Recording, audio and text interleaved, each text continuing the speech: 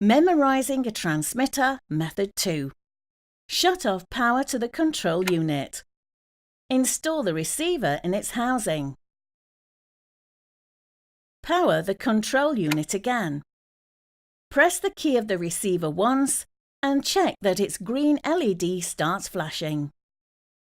Press and hold the key of the transmitter you want to associate with the receiver until the LED on the receiver emits 3 long flashes to show that memorization has taken place, then release.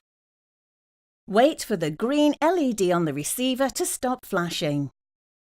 The transmitter has been correctly associated.